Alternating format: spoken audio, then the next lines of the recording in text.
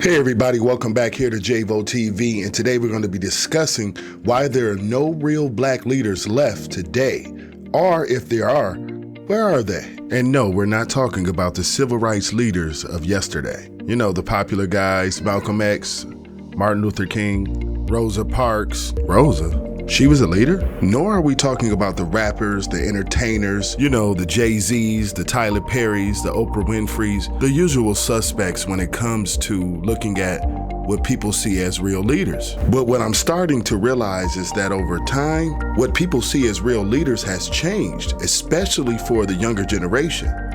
And it's kind of alarming. I mean, every single day it seems that you see another rapper has killed another rapper, and everyone looks up to these rappers. What does that say about our society and the black community?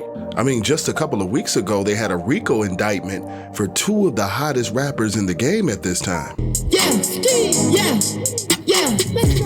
Push it, P. Both Gunna and Young Thug are facing a RICO charge. But what is that? It stands for Racketeer, Influenced, and Corrupt Organization. Organized crime? I mean, these are the same charges that they made up to get the mafia on. How the f am I funny? What the f is so funny about me? Tell me what's funny.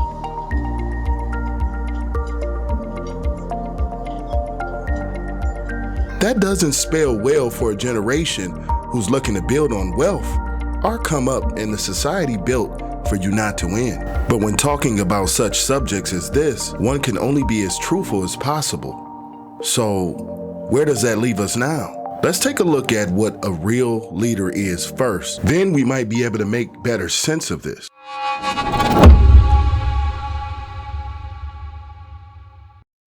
How do we define what a real leader is? What are some of the basic qualities that a leader would have to make his group successful? In this case, the black community. Democrat and Republican, black, white, Hispanic, Asian, Native American, gay, straight, disabled and not disabled, Americans who send a message to the world that we have never been just a collection of individuals or a collection of red states and blue states. We are and always will be the United States of America. It is true we've had many black men and women make it into prominent positions, but does that mean you are a leader? Do you hold compassion for others? Do you know how to control your emotions?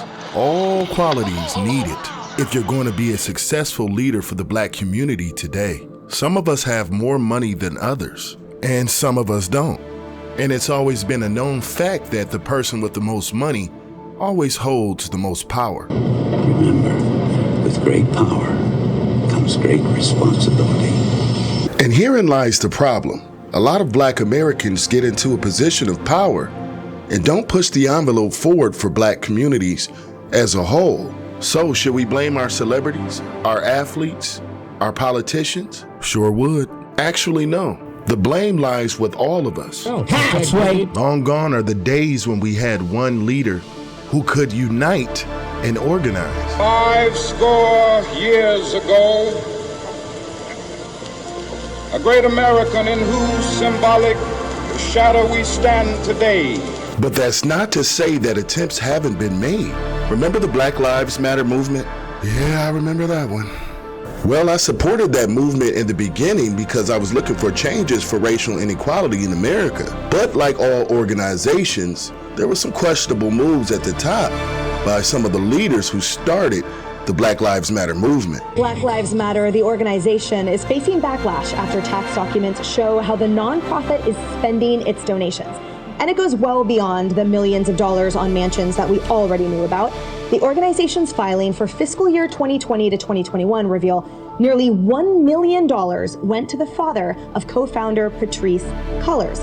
Her brother was also paid $840,000 for security for the group, even though he had zero law enforcement experience. But just $200,000 was given to the Trayvon Martin Foundation.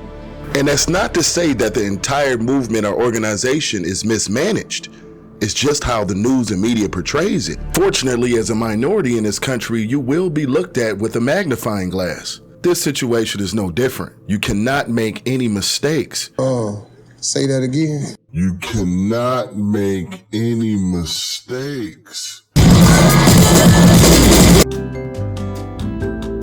Time and time again, history has shown us that being a leader in the black community is not an easy task.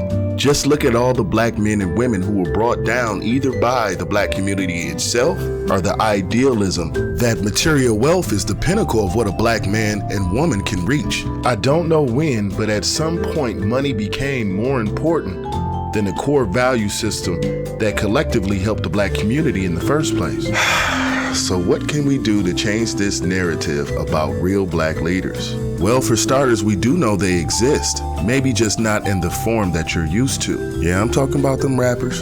Why do you think there's no real black leaders today? Is it room left in our society for them? Or is it too late? Have we already been saturated by social media and violence?